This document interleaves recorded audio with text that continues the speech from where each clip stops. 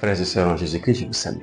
Je suis votre frère, votre fils, votre serviteur, évangéliste Éric Téguidé. Pour cette année en 2025, le Seigneur m'a chargé d'un message spécifique adressé à son Église. Il y a deux choses dont l'Éternel se préoccupe le plus concernant son Église, particulièrement au Tchad, mais aussi dans le monde entier. Première des choses, c'est la vie de sanctification de ses enfants. La deuxième des choses, c'est la santé physique de ses enfants. Ces deux choses préoccupent l'Éternel le plus.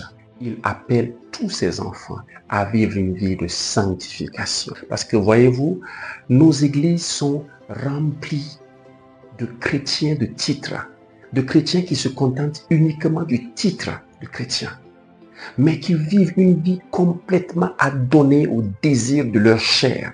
Je dis cela parce que je sais de quoi je parle. J'ai vécu cette vie de chrétien aussi avant. Jusqu'à ce que le Seigneur me fasse grâce et me sorte de cette vie de chrétien, cette fausse vie.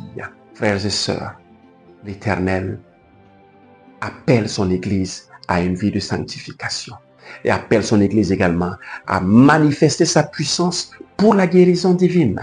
Je devais aller avec des frères et sœurs qui devaient nous accompagner à faire une tournée pour annoncer dans chaque église où nous sommes accueillis le message que l'Éternel nous a adressé à l'église, pour réveiller son église. La vie de sanctification, la manifestation de Dieu pour la guérison divine, ce sont deux choses qui sont indispensables au réveil spirituel dans n'importe quelle nation. Je suis parti au début de l'année annoncer à quelques frères et sœurs cette vision, ce message que le Seigneur voudrait, n'est-ce pas, que nous puissions annoncer à son Église. J'ai même parlé à des organisations chrétiennes, avec des frères et des sœurs qui ont cru en ce message, des vaillants serviteurs de Dieu. Je pense au serviteur de Dieu, le pasteur Frisson de Djeradouba, un frère engagé pour le Seigneur. Ensuite, des disciples, des jeunes qui sont aussi vraiment engagés pour le Seigneur, qui voudraient connaître davantage, apprendre davantage avec le Seigneur. Je pense à Lemadi Mbebe, je pense à Stéphanie Nodimadi, à Diassain, à Pépiang Alfred, à Sylvestre, à Donald David, ces jeunes qui se sont aussi engagés pour nous accompagner.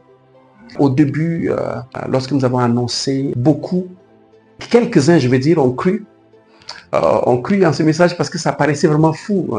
Je me lève un matin et je me dis que le Seigneur m'envoie, alléluia, m'envoie annoncer son message.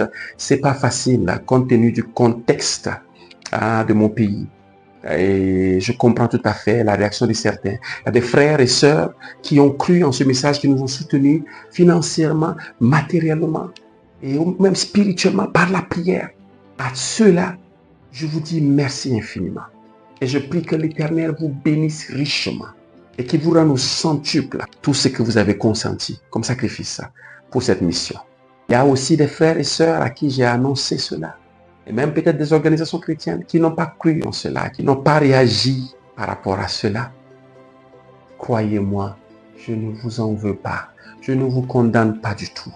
La Bible déclare que tout ce qui n'est pas le produit d'une conviction est un péché. Donc même moi, à votre place, j'aurais agi de la même manière. C'est parce que vous n'avez pas compris simplement.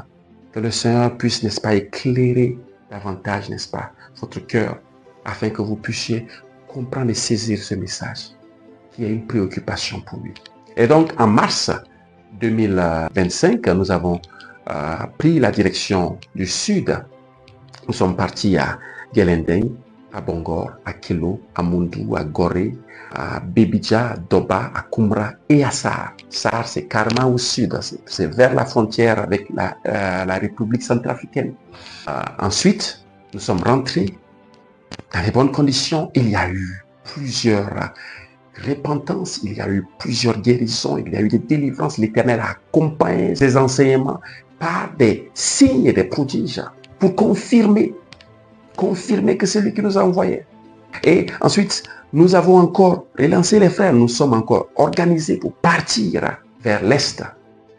Et là, nous sommes partis, nous avons commencé par Massakori, nous sommes partis ensuite à Karmé, Pitkin, à Mongo, à Béché et à Adré. Alléluia. Là-bas aussi, nous avons rencontré des merveilleux serviteurs de Dieu, comme au sud, qui nous ont accueillis avec joie. Nous avons été honorés par ces serviteurs de Dieu. Nous vous remercions infiniment, vous qui écoutez ce message. Sachez que vous avez contribué à accomplir la mission que l'Éternel nous a chargé d'accomplir. Que l'Éternel vous bénisse également richement. Il y a malheureusement beaucoup des églises, des communautés chrétiennes qui ont simplement refusé, qui nous ont fermé la porte, qui n'ont pas accepté de nous accueillir, même pour écouter le message dans leur église, simplement parce que nous n'avions pas une recommandation officielle d'une organisation chrétienne reconnue. À ces églises, à ces communautés chrétiennes, je ne vous en veux pas. Je ne vous condamne pas du tout. Je vous comprends. Vous ne faisiez que respecter les règles qui ont été établies. En tout cas, à la fin, le nom de l'Éternel a été glorifié. Frères et sœurs, je voudrais aujourd'hui annoncer que l'Éternel veut que tous ses enfants commencent à vivre une vie de sanctification. Frères et sœurs, l'Éternel veut que vous arrêtiez de donner libre cours au désir de votre chair, parce que la plupart des chrétiens font. Il veut que vous commenciez à le servir en vérité et en esprit. Que vous arrêtiez de vous contenter simplement de votre titre de chrétien. Et voilà pourquoi, à travers ce message, nous avons enseigné sur l'être humain, sur le corps, l'âme et l'esprit. Et donc la chair, et comment la chair nous tire vers la mort, et comment notre esprit nous tire vers la vie. Et nous avons expliqué pourquoi Satan bénéficie des avantages à cause de notre chair pour nous tirer vers la mort. Et comment vivre une vie dirigée par Jésus-Christ. C'était le premier message. Ensuite, nous avons fait comprendre aux chrétiens que l'Éternel est frustré lorsqu'un enfant de Dieu est malade.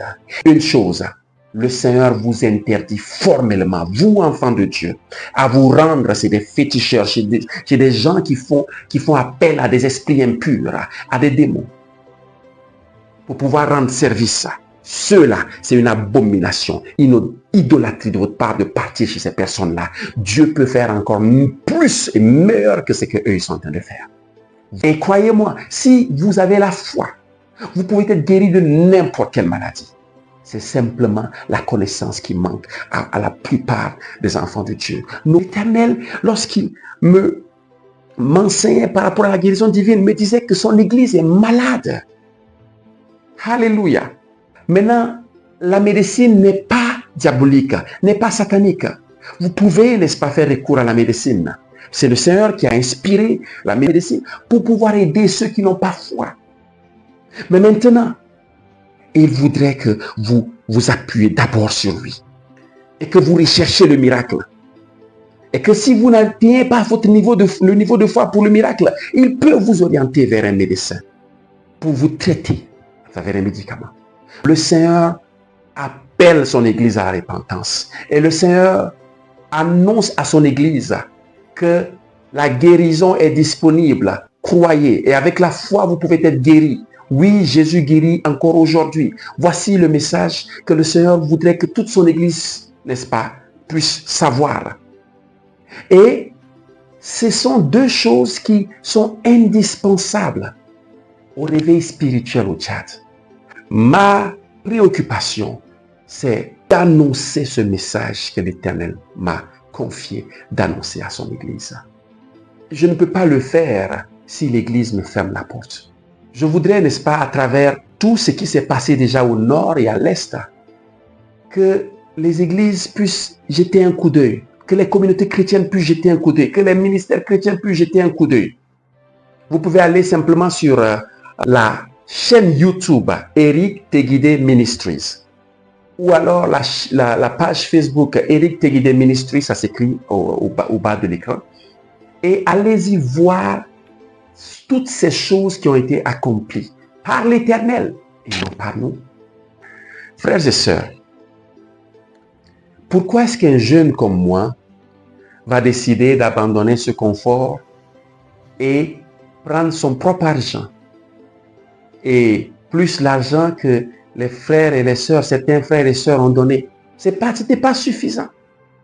Mais nous nous sommes levés, nous sommes partis par la foi parce que c'est le Seigneur qui l'a annoncé. Pourquoi est-ce qu'on fait cela? Mais moi, je ne savais pas pourquoi. Parce que j'ai remarqué que j'avais une très grande joie lorsque j'accomplissais cela. La mission me remplissait de joie. C'était comme une drogue pour moi. J'en avais besoin encore et encore. C'était tellement merveilleux. Et donc, je l'ai fait, accompagné par ses frères, ses vaillants frères et sœurs. Et nous avons pu le faire. Le Seigneur m'a donné l'occasion de partir également au Mali. J'ai pu annoncer ce message là-bas au Mali. Frères et sœurs, cette joie, c'est seulement dernièrement que le Seigneur m'a révélé pourquoi j'avais cette joie. Il est écrit dans Somme 119, le verset 2.